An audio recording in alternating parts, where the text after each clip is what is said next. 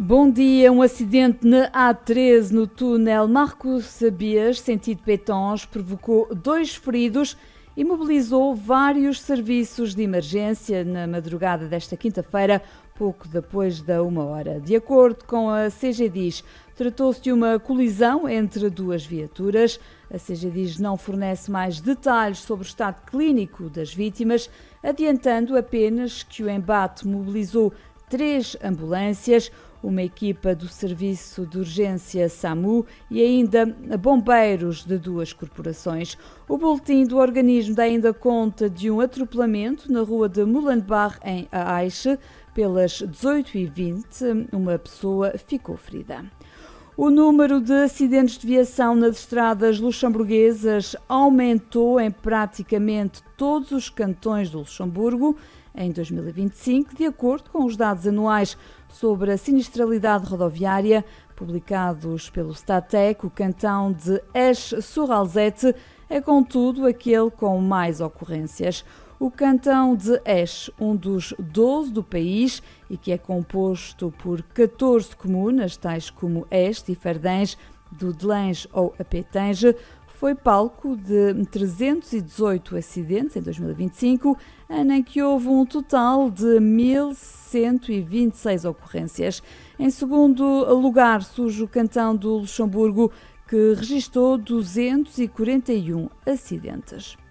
A ministra da Saúde, Martine Deprez, diz que não há consenso científico quanto ao eventual risco de cancro da pele associado a tatuagens. A afirmação surge na resposta a uma questão parlamentar da deputada Nancy Arendt, a propósito de um estudo científico publicado no ano passado numa revista científica que aponta por uma relação entre tatuagens e um aumento do risco de melanoma. Porém, segundo a ministra, não há consenso científico nesta matéria, nem provas robustas que demonstrem uma ligação entre tatuagens e o aparecimento de melanoma. Na resposta, a deputada Martine Deprez garante também que a Direção da Saúde está atenta e acompanha regularmente os estudos científicos sobre a área da saúde, sobretudo em matéria de fatores de risco e medidas de prevenção. Pouco mais de 5 milhões de euros. Foi esse o montante gasto pela Casa do Grão-Duque na organização do Troonwissel, mudança de trono em português, realizado a 3 de outubro, segundo o relatório anual de atividades da instituição. O relatório detalha os eventos mais marcantes do ano transato, as visitas oficiais, as atividades do chefe de Estado e também as despesas com o pessoal, entre todos, a ascensão ao trono de Guillaume, que sucedeu ao pai Henri após este assinalar 25 anos de reinado em 2025, destaca-se como o acontecimento mais relevante dos últimos 12 meses para a corte grande-ducal. Mundial 2026. A Inglaterra qualificou-se ontem para os oitavos de final do Mundial de Futebol ao vencer a República Democrática do Congo por 2-1, com reviravolta em Atlanta, nos Estados Unidos. No domingo, no estádio Azteca, na Cidade do México, os ingleses defrontam nos oitavos de final os co-anfitriões mexicanos, que eliminaram o Equador por 2-0. A Bélgica também se qualificou para os oitavos de final ao vencer o Senegal por 3-2 no prolongamento, após o empate 2-2 no tempo regulamentar.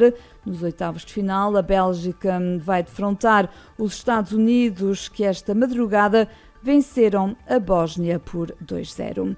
O selecionador Roberto Martínez garantiu que Portugal está preparado para começar um segundo Mundial de Futebol, explicando que não existem segredos para o duelo com a Croácia nos 16avos de final do torneio.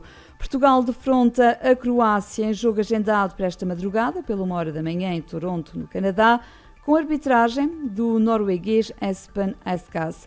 Martínez explicou que, depois da primeira fase, a equipa lusa tem a força e a preparação para seguir em frente na prova, mas que falta agora ter a coragem de acreditar. Sobre a utilização dos jogadores portugueses, o selecionador explicou que apenas 11 jogadores podem jogar de início, com mais 5 substituições, mas assegurou que todos estão prontos e com vontade de ajudar. Antes do jogo de Portugal com Croácia, poderá assistir ao jogo Espanha-Áustria às 21 horas.